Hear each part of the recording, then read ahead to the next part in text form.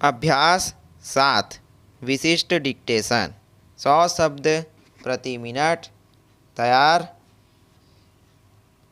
महोदय, शहरी लोगों को जिनके पास खेती नहीं होती है उनको सालाना 3,000 की आमदनी तक कोई टैक्स नहीं देना पड़ता, मगर किसानों को इस तरह की कोई छूट नहीं दी गई है। अगर किसानों को 500 रुपया सालाना आमदनी होती है तो भी उन्हें उस पर भूमि राजस्व देना पड़ता है।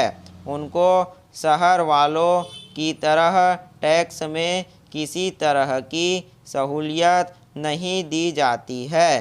तो यह जो अन्याय और विषमता की बात है उसको दूर किया जाना चाहिए।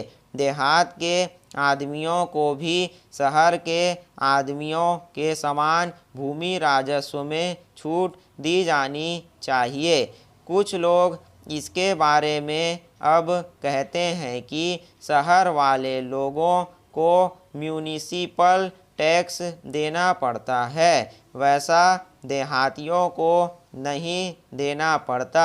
लेकिन उनका ऐसा कहना गलत है, क्योंकि गांव का जो किसान है, मजदूर है, कारीगर है या कोई भी छोटे से छोटा गृहस्थ है, उसको ग्राम पंचायत टैक्स देहातों में देना ही पड़ता है। जब वे लोग ग्राम पंचायत टैक्स देंगे, भूमि राजस्व देंगे और फिर उसकी खेती में जो पैदावार हुई उसको बेचने के लिए जब वह शहर चला जाता है, तब उसको शहरों में म्यूनिसिपैलिटी का चुंगी कर भी देना पड़ता है।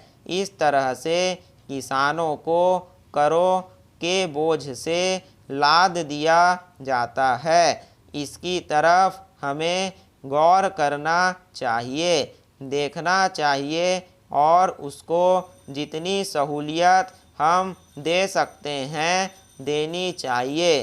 तब वह छोटा किसान पेट भरकर रोटी खाएगा, अपने बाल बच्चों को खिलाएगा और अपने देश में खेती का उत्पादन बढ़ाने की कोशिश करेगा। नहीं तो वह अगर नाराज रहा, दुखी रहा, तो हमारे देश में खेती का उत्पादन किसी हालत में नहीं बढ़ सकता। हम देखते हैं और यह हरेक को मालूम भी है कि हमारे शहरों में दिन पर दिन सीमेंट और कंक्रीट की सड़क बन रही है, डामर के रास्ते बन रहे हैं, शहर की आबादी बढ़ रही है। लेकिन देहातों में या गांवों में जाइए तो आप यही देखेंगे कि हमारे बाप दादा के समय में जो मकान हमारे कच्चे थे, फूस के थे, वे आज भी वैसे के वैसे हैं। हमारे गांवों में आज भी न बिजली है, न डामर है तथा सीमेंट की सड़क है। इस तरह की दयनीय अवस्था आज भी देहातों की है। इस दुर्दशा का मुख्य कारण उसकी दरिद्रता है। खासकर जो छोटे किसान देहात में रहते हैं उन्हीं की संख्या ज़्यादा है। वहाँ पर जो छोटे छोटे किसान या भूमिहीन मजदूर हैं उनकी हालत बुरी है। पैरा। उपाध्यक्ष महोदय, श्री भूपेश गुप्त ने बहुत बुद्धिमानी से अपनी आंतरिक बातों को घुमा फिराकर ऐसे रूप में उपस्थित किया है कि उसको हमें समझने में थोड़ी कठिनाई जरूर आती है, परंतु मैं यह नहीं समझ सका जैसा कि हम इस विधेयक में कहा गया है।